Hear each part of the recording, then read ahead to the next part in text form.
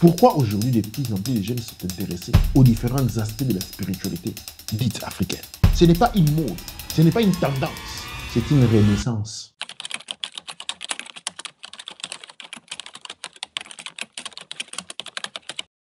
Dans un premier temps, il faut expliquer une chose qui est essentielle ici. Ce n'est pas une mode, ok? Ce n'est pas une mode, ce n'est pas une tendance, ok? C'est une renaissance. Le phénomène qu'ils voient aujourd'hui en Afrique, voir les gens s'intéresser à leur authenticité, à la religion, aux différents aspects de la religion africaine. Bien entendu, tout ce qui brille n'est pas de l'or. Je ne suis pas en train de justifier les pratiques que l'on retrouve dans cette définition. Il y a beaucoup de margoulins, il y a beaucoup de gens qui profitent des autres, ok? Et les initiations à paiement, des trucs, beaucoup de ce genre de choses, je suis contre cela. Okay? Mais pourquoi ces gens-là trouvent des clients? Okay? Pourquoi autant de gens sont disponibles à se faire duper? Ça, si nous allons voir cela après. C'est un autre aspect. Rentrons dans l'aspect initial. Parce que je ne voulais pas que l'on dise, voilà, je suis en train d'encourager certaines choses. Je ne suis pas en train d'encourager, je suis en train d'expliquer un fait. Pourquoi aujourd'hui, de plus en plus, les jeunes sont intéressés aux différents aspects de la spiritualité dite africaine? Ce n'est pas une mode. Ce n'est pas une tendance. C'est une renaissance. Quand vous brûlez une forêt à plat, imaginez une énorme forêt. Imaginez la forêt équatoriale, ok? Pour être très précis. Imaginez qu'on la brûle complètement. Complètement, au point où il y a un seul arbre qui s'est réveillé. Qu'est-ce qui va se passer après 20 ans, 30 ans, 40 ans? Les arbres vont commencer à repousser. Ils vont commencer à repousser.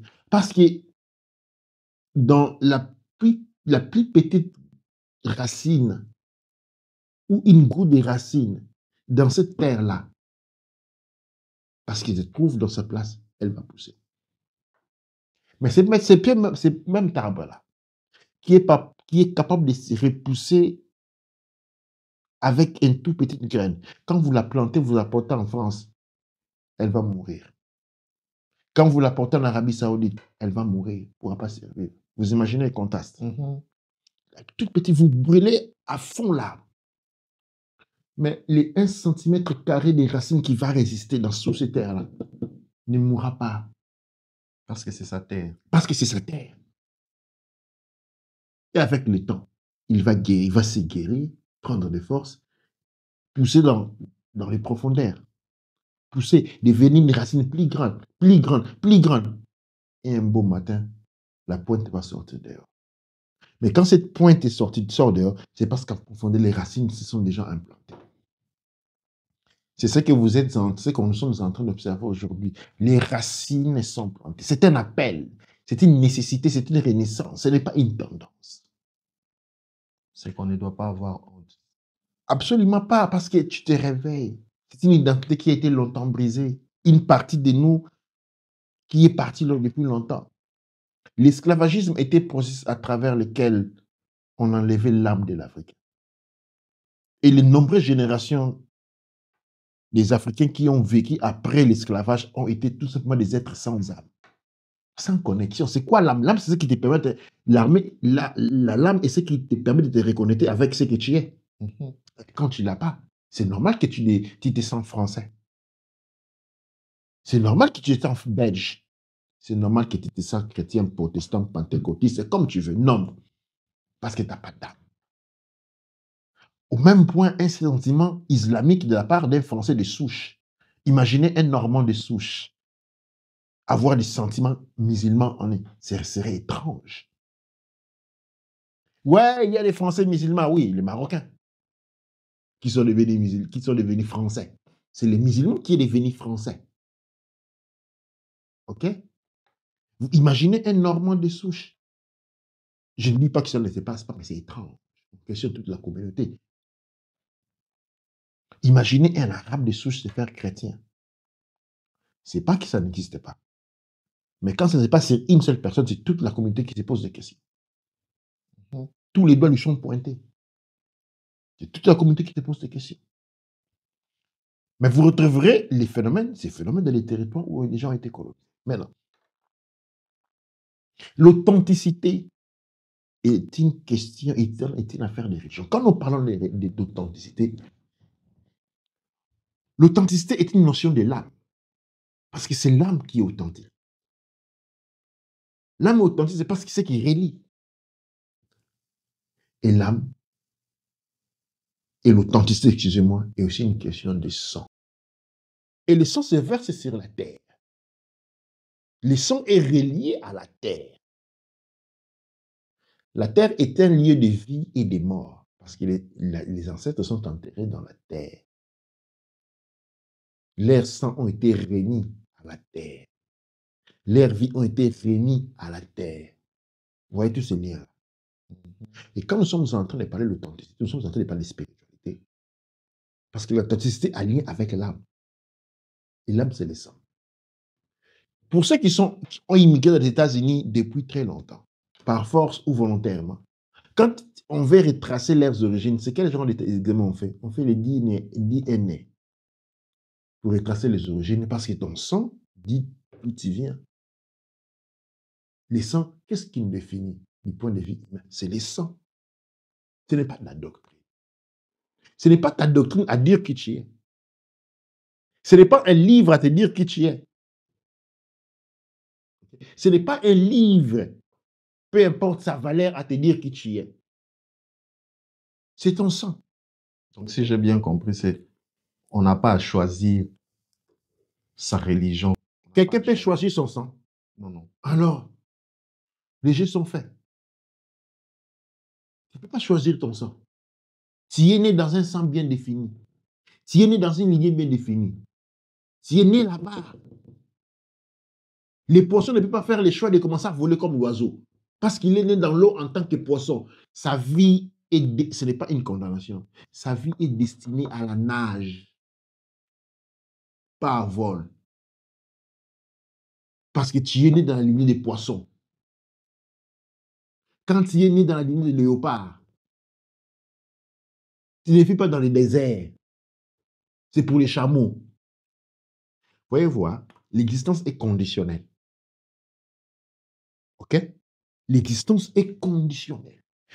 Tout existe en vertu des conditions prédéterminées et préétablies, auxquelles aucun facteur n'échappe sinon la maladie mentale. C'est dans ces cadres. Nous sommes conditionnels, notre existence est conditionnelle à des normes bien définies. Mais ces normes conditionnelles sont là pour des objectifs bien définis.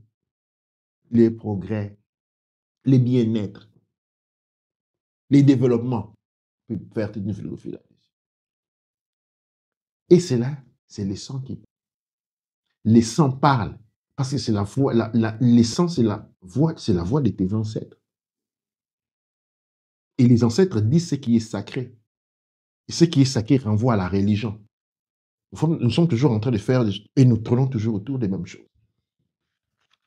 Donc, nous accueillons avec grand enthousiasme ce grand réveil, cette renaissance de l'identité, de la perception de l'identité mélanodaire, pour faucher un moment le terme africain. Parce qu'Africain, nous avons été appelés par quelqu'un. Mélanodème, c'est notre définition scientifique. Okay? Mélanodème, c'est notre définition scientifique. Et Kamit, c'est comme ça que nous nous appelons nous-mêmes. Mais ces appellations ont des garde-fous. Il y a une culture qui vont avec quoi? Avec ton sang. Tu ne peux pas changer cela. Okay? Tu ne peux pas changer cette condition-là. Elle ne peut pas être changée. L'homme ne vole pas, ne volera jamais. Tu peux prendre l'avion, certes, mais tu ne peux pas voler de toi-même. Comme l'oiseau ne prend pas l'avion, il vole les choses. Vous voyez, nous existons dans les termes de conditions bien définies. Nous avons besoin de respirer pour vivre, de l'oxygène.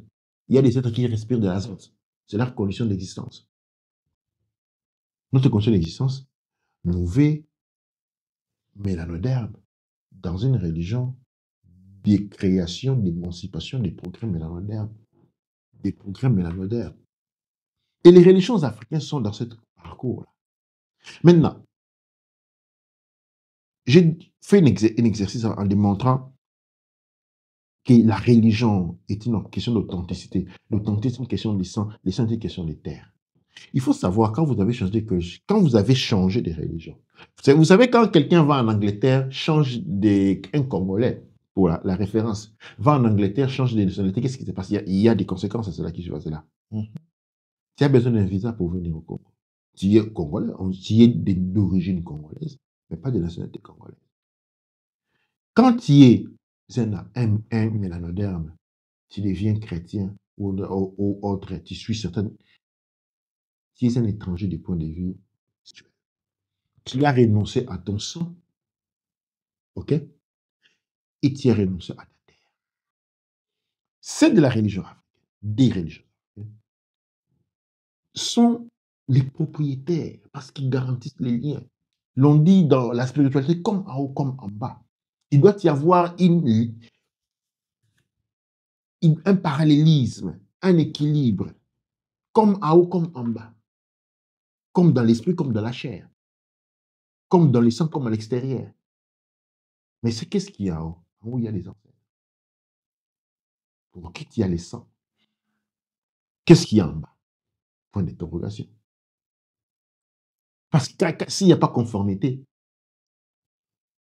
il n'y a pas, on respecte la loi, comme en bas, comme en haut. Donc, souvent, j'ai toujours dit, tu ne peux pas être chrétien si tu es un Africain, parce que c'est là impossible. Ok? Tu es sous colonisation spirituelle, tu es sous colonisation mentale, tu es sous possession mentale. Ok? Quand l'Afrique a été colonisée par l'Europe, elle n'est pas devenue Europe. C'était des colonies d'Europe. Ok? Tu ne deviens pas européen. Quand tu prends un passeport français, tu es un naturalisé. Ok? Tu n'es pas un Français. Tu es un naturalisé français. Même chose pour la religion. La conversion, ce n'est pas une naturalisation. Tu n'es pas un chrétien, tu es un naturalisé chrétien. Tu es un naturalisé chrétien. Ok? Tu es un naturalisé chrétien. Qu'est-ce que cela signifie? Avant d'arriver à ce que cela signifie, il faut voir ce que cela signifie de l'autre côté. Que tu as renoncé au droit des sangs. Tu as régné tes ancêtres. Tu as régné ceux qui t'ont donné la vie. La science aujourd'hui nous apprend que pour créer un être humain, comme quand tu es né, tu n'es pas issu de ton père et de ta mère. Il faut au moins 500 personnes qui ont contribué du point de vue génétique. Plus de 500 personnes, exactement ces 587 personnes, qui chacun a apporté une partie de son hérédité génétique pour te les donner. Les gènes de ton père, les gènes de ta tante, ainsi de suite. Ça ne vient pas d'une personne. Et pourquoi c'est là? Parce qu'il y a une mission civilisatrice, il y a une mission de vie à poursuivre, pour lesquelles tu deviens les centres, un point de raccord. Et qu'est-ce que tu fais? Tu renonces à ça. Pourquoi? Donc, pour servir quelque chose qui ne te reconnaît pas. La religion chrétienne, pour la référence, la religion chrétienne s'est installée en Europe par la mort et l'acier. Cherchez un livre très important qu'on appelle Tout chemin porte à Rome. L'Europe n'était pas chrétienne au début. Les religions chrétiennes s'est imposée en Europe. Par là. Et on tuait. L'Europe, à une époque, était devenue elle pilait de morts. Il y avait la pilonnière de morts. Pourquoi? Parce que pour convaincre les gens de se convertir, on utilisait la peur de la mort. On pendait tous ceux qui refusaient la conversion. Ils mouraient, ils pourrissaient, les odeurs se répandaient. Et quand les prêtres arrivaient avec leur armada, tout le monde se convertissait par peur de la mort. Comme en Europe, Qu'est-ce que vous trouvez en Europe? L'Europe s'est adaptée à travers les années. Quand vous allez dans la chrétienté, le catholicisme allemand n'a rien à voir avec le catholicisme italien. Tu vois? Avec les temps, les éléments culturels ont pris le dessus. Ce que l'on voit du christianisme, ce n'est que la forme. Ce que les Allemands pratiquent n'a rien à voir avec ce que les Portugais pratiquent. Parce que leurs cultures ont absorbé cela. Pourquoi? Parce qu'il n'y a pas eu un nettoyage culturel dès le départ. Il y avait une volonté d'asseoir une religion, mais pas d'anéantir la culture, les cultures locales. Ok? En Afrique, cela a été différemment. Il y a eu un anéantissement de l'identité propre des personnes. On devait devenir quelque chose d'autre. Et ces religions sont arrivées avec l'esclavagisme. Le christianisme a été partenaire de l'esclavagisme pendant 500 ans. Okay? Nos ancêtres, si nous sommes aujourd'hui vivants, c'est parce que les ancêtres ont survécu. Ceux qui ont survécu, nos ancêtres, c'est ceux qui se sont convertis. Ceux qui ne se sont pas convertis, eh bien, n'ont pas leur descendance aujourd'hui, ils sont morts. Ces lignées ont été éteintes, ces voies ont été éteintes par la mort. Aujourd'hui, si nous sommes tous vivants, c'est parce que nos ancêtres ont accepté le compromis. Parce qu'il y avait le danger de la mort. Mais aujourd'hui, il n'y a pas de danger. Et la question, ce n'est pas un chrétien à me mettre à moi sur les bancs de la Kizia à me poser des questions. Moi, je suis comme l'arabe et l'arabe est chez lui. Il est dans son élément, il est dans sa culture, dans sa religion. Comme le chinois, il est chez lui. Comme l'européen, d'une certaine manière, s'est retrouvé chez lui. Bien que le christianisme soit imposé en Europe, c'était les Européens qui ont imposé ça aux Européens. Ce sont les Européens qui ont pris des éléments du judaïsme, l'ont transformé parce que le judaïsme est très différent du christianisme à beaucoup de points. Ce sont les chrétiens ce sont les mêmes Européens, l'impérialisme, qui a transformé le christianisme pour des intérêts propres impérialistiques. Donc, nous pouvons comprendre les religions, il y a toujours une section de religions. Du mitraïsme au zoroastre jusqu'au christianisme. Il y a une section. Okay? Il n'y a aucune religion qui est restée dans le temps et dans l'espace identique. Okay? Le christianisme, il y a les zoroastres, il y a le platonisme, il y a beaucoup de mouvements en Europe même.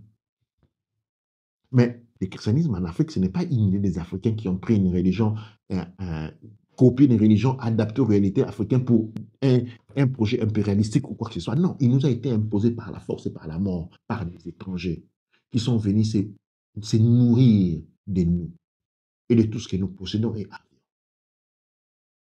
La période de la perte de la mort est à penser, est à passer. On se pose la question. Pourquoi tu trahis tes ancêtres? Pourquoi tu trahis ton sang? Comment tu peux renouer ce sang qui te donne la vie jusqu'à aujourd'hui? Et ce sang parle. Il parle une langue bien définie. Il exprime une culture bien définie. Il exprime une religion bien définie. Le sang, pas autre chose. Ton sang parle une langue bien définie. Exprime une culture bien définie. Exprime ou incorpore une religion bien définie dans. Bien, tu les réunis. En les réuniant, tu te déconnectes de la terre. Spirituellement, nous ne sommes pas la même chose. Tu es naturalisé.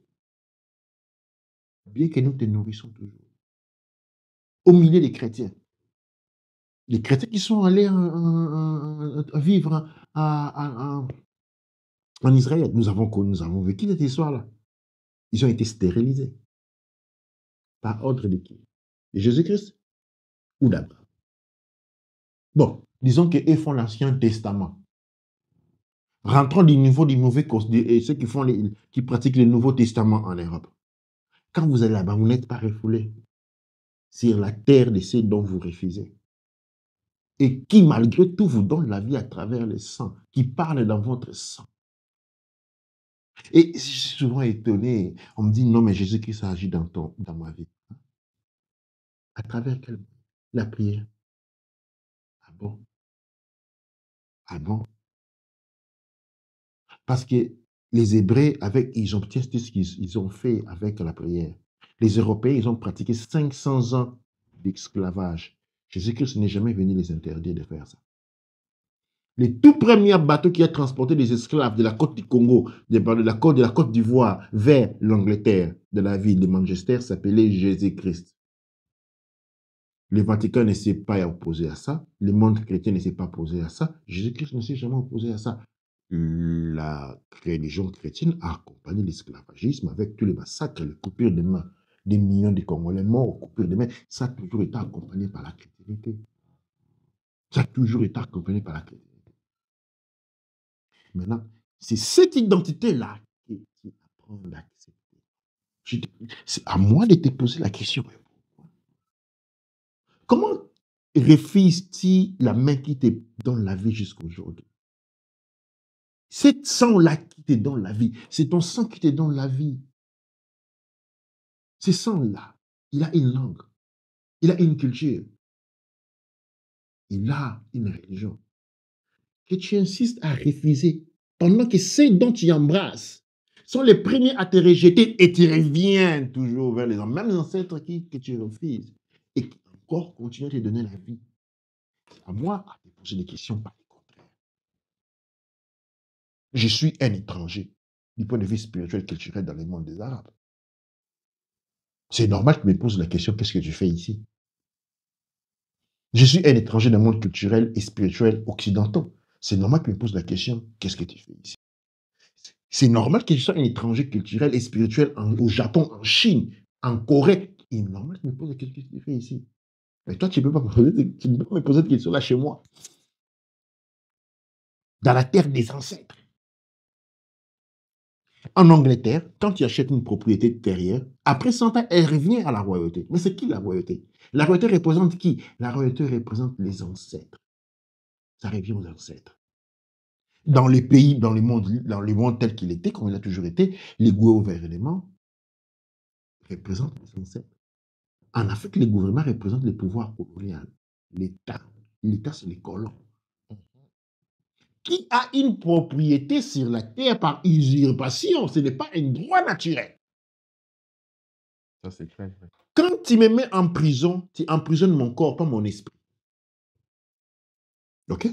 Tu emprisonnes mon corps, mais pas mon esprit. Tu n'as pas accès à mon esprit. Un gouvernement colonial a peut-être accès sur cette terre-là, mais ne la possède pas. C'est un usurpateur, un colon. Il la contrôle, mais il ne la possède pas. La terre est possédée par les ancêtres. Et la voix de ces ancêtres-là parle dans ton sang et que tu... Ce n'est pas à toi de me dire, tiens, comment est-ce que tu suis la religion des ancêtres? Comment est-ce que tu fais les... Non, c'est à moi de te poser la question, comment est-ce que tu es chrétien? Tu sais ou tu ne sais pas? C'est moi de te poser la question, ce n'est pas moi à avoir honte. Et je parle à tous ces jeunes. Ils sont considérés par la famille, d'élever la par tête. la communauté. Ce n'est pas la famille qui te déconsidère. C'est les ancêtres qui les déconsidèrent. Et toi qui t'es racheté. C'est différent le discours. Toi, tu t'es racheté. Tu as accepté ton sang. Tu as accepté ta terre. Tu es sauvé. Hein? Tu es sauvé. Comme l'exemple de la forêt complètement brûlée. La plante les feuilles de baobab qui commencent à renaître, il est sauvé. OK? Il est sauvé. Il a été rapporté à la lumière. Toi, par contre, tu es loin. Tu n'es pas sauvé. C'est toi qui es perdu. Parce que embrasser la religion de l'oppresseur, malveillante, criminelle, en aucune position peut te donner. Bien entendu, la question qui peut s'avérer, c'est souvent sur le plan du travail. On est discriminé parce que si on est la religion africaine, voilà, mon patron, attention. Je pose une question.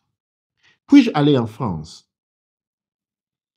créer une société en France, enregistrer en France, et dire qu'il voilà que je n'assume pas les chrétiens?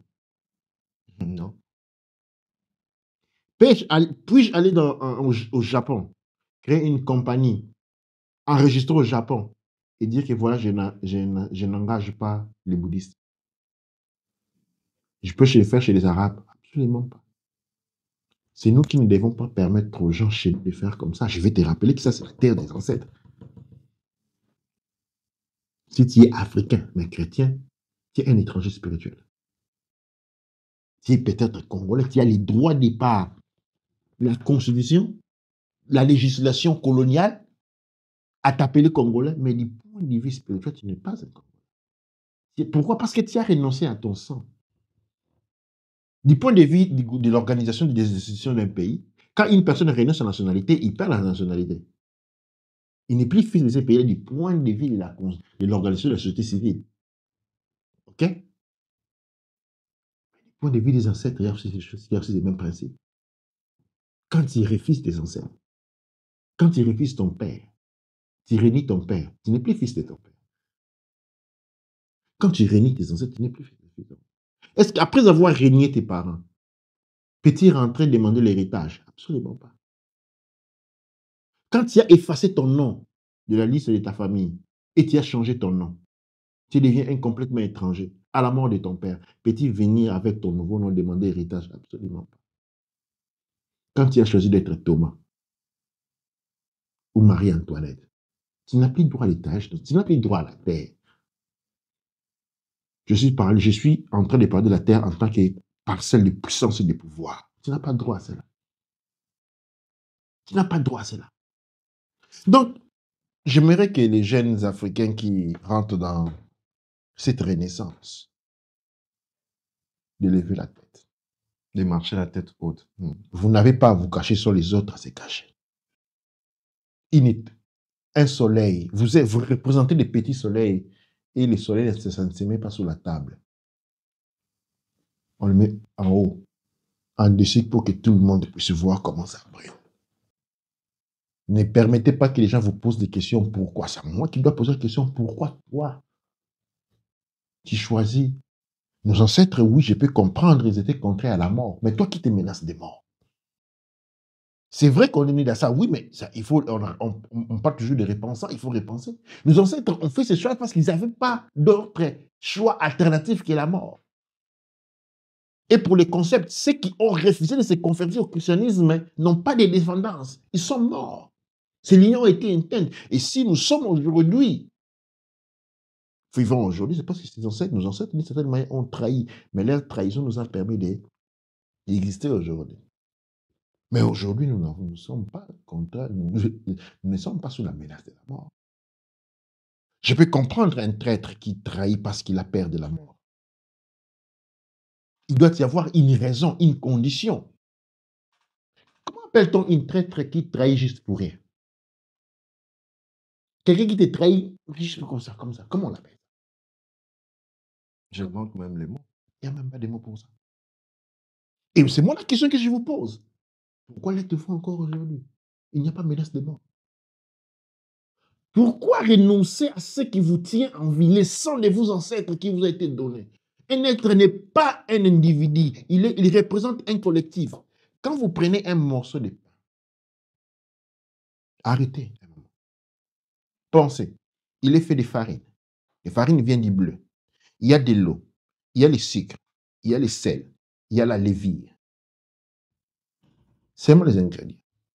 Imaginez combien de personnes de différentes sources ont travaillé pour que vous ayez seulement ces ingrédients. Après, il faut les machines. Il y a les bois qui ont été plantés par quelqu'un, coupés, ou l'électricité fabriquée par quelqu'un. Et tout ça, c'est juste sur un petit pain. Le pain est un complexe, un collectif des énergies réunies ensemble pour vous nourrir. Pensez de cette manière. L'être humain est un complexe. Pour dire que j'ai mon propre choix, ça n'existe pas ton choix. L'existence est conditionnée. Ce n'est pas question de choix. Il n'y a pas de choix. Quand tu es né poisson, tu es né poisson. Tu peux choisir de devenir, je ne sais pas pourquoi, lézard. Non. Quand tu es né insecte, tu restes insecte. Parce qu'on attend cette phrase partout. Moi, je choisis d'être chrétien, je suis libre de faire ce que... Écoutez, mon Alors qu'il n'est frère. pas question de choix. Écoutez, mes frères et sœurs. Il existe plusieurs religions, plusieurs mouvements religieux, et chacune de ces religions ont leur propre Dieu, ou les noms de leur Dieu. Jéhovah, ainsi de suite. Mais tous ces différentes religions n'ont qu'un seul diable. Un seul. Mais ce diable-là, comme toutes les religions ont leur propre livre, le diable aussi a un livre. Et le titre de ce livre-là, c'est la liberté de faire ce que vous voulez. Le mot liberté est un mot dangereux, très dangereux. Avez-vous déjà vous entendu l'expression qui dit, et elle est scientifique, David Bohm, un maître de la mécanique quantique nous enseigne cela. Un mouvement d'aile de la libellule au pôle nord peut provoquer un tremblement de terre au pôle sud. On appelle ça la synchronisation. Qu'est-ce que cela signifie, la synchronisation? Ça signifie que nous sommes tous reliés. Les actions que je commets ont un impact sur la vie des autres. Et cette synchronisation a un fonctionnement qu'on dit écosystémique. Dans un écosystème mélanoderme, les actes que je fais ont un impact sur la vie des autres. Quand moi, mélanoderme, je mets des actions qui sont contre l'intérêt mélanoderme, je suis en train de provoquer une crise de la pauvreté dans la vie des autres mélanodermes. C'est-à-dire, mon choix de devenir chrétien a un impact sur la vie des autres mélanodermes. Pas sur la vie des Israéliens qui n'ont pas un lien, pour lesquels vous n'appartenez pas au même système, un écosystème spirituel. Donc, pour dire une cellule malade, ensemble. Oui, les Parkinson, c'est ça. Les syndromes de Parkinson. Quand vous avez les Parkinson, ça signifie quoi? C'est une cellule qui décide de faire comme elle veut. Imaginez votre œil dit aujourd'hui, je n'ouvre pas. L'autre vie est droite. Imaginez une seule cellule de votre bras. Chez ces bras, il y a des millions et des millions de cellules. Il suffit une seule, ok, décide de fonctionner de manière différemment. Mon bras risque d'être paralysé. Paralysé. Parkinson. Maladie cellulaire dégénérative. Et c'est ce que vous devenez. Si on doit voir les choses comme ça veut dire que les familles qu'on voit en Afrique sont malades. Nos familles sont malades. Au-delà. La maladie, c'est ce qui vient hier, avant-hier, il y a 2 semaines, 3 semaines, 1 année, 2 années qu'il est malade. Quand c'est 50 ans qu'il était malade, ça s'appelle maladie. C'est une possession mentale, psychique. Une condition d'anéantissement, d'étourdissement, d'ignorance. Enfin, après cette grande débâcle du monde mélanoderme, et ce sont ces jeunes-là. N'ayez pas honte. Sentez-vous fiers. OK? N'ayez pas honte. Sentez-vous fiers. Parce que, enfin, depuis des milliers de bien bientôt des milliers de générations, l'esclavage durait 500 ans. Après autant de générations, après quelque chose comme l'esclavage puis la colonisation, c'est plus de 600, 700 ans. Après 700 ans, les reconnexions, on commence à se rendre. Et ça s'exprime envers cet appel vers l'authenticité. Les religions kamites, avec leurs propres imperfections, en tant que manifestation nouvelle, sont quand même un signal de renaissance, puissante et bien entendue. Et donc, vous ne devez pas vous sentir moins. Par contre, vous devez fêter. Vous ne devez pas vous voir sous les autres. Vous devez voir au-dessus des autres parce que vous avez acquis la liberté. Vous vous êtes sauvés. Les autres, non. Ils ne le savent pas, ils ne le pensaient pas. Ils sont encore sous colonisation. Ils sont déconnectés de leur patrimoine, de leur puissance, de leur terre. Ils sont des étrangers spirituels. C'est cette terre qui les nourrit, qui les aide encore, qui les donne la force. Quant aux dieux, aux religions auxquelles ils décident de s'associer, les refusent. Les refusent. Quand ils retournent chez nous, nous avons toujours les bras ouverts. Une religion, une culture dit bien. Nous les acceptons toujours. Parce que nous entendons la voix de l'air saint. C'est le même ancêtre qui parle à moi, qui parle en eux. Bien qu'ils ont décidé de ne plus l'écouter, pensant obtenir mieux. Parce que cette vie ici sur terre, on la vit pour préparer la vie qui vient. On la vit pour préparer la vie. Je vais répéter, cette vie ici sur terre est une vie qui ne sert que de préparation à la vie qui viendra. Cette vie ici, on la gagne sur les bases des dons de l'esprit. C'est notre connexion avec nos ancêtres, notre sang qui nous permet de vivre. Les résultats de ce que nous faisons, nous allons recueillir ça. Gare à vous. Pour nos frères. Dites à tout le monde qui m'a dit, qu'elle a dit, vous devez vous lever avec dignité, confiance, courage. Vous êtes chez vous, c'est moi qui vous l'ai dit. Ce n'est pas une mode. Vous représentez des renaissances. Ce qui a été perdu pendant des générations. Tout ce qui a été perdu depuis l'Égypte est en train de renaître avec vous. Vous pouvez être fiers, digne de ce que vous représentez, de ce que vous faites. C'est les autres qui doivent avoir peur. La menace de la mort n'existe plus. Donc, vous n'avez plus raison d'avoir peur. Ne vous laissez pas traiter de moi. Défendez ce que vous êtes. Raffinez-vous. Quand une plante naît de la terre, il est enroulé de terre partout. Au fur et à mesure qu'elle prend de l'élan, les pluies tombent, elle devient plus verte et plus propre. Et au culminement, il commence à donner des fleurs, des couleurs éblouissantes. Ceux qui sont les arbres vont pousser et donner des fruits. Il faut s'élever maintenant. Il ne faut pas continuer à se coucher. L'ennemi n'est plus. Ce représentant n'est pas. Il n'a aucune force. Il n'a aucune force parce que nous avons la force. Un coup, Jazenem. Doa ou un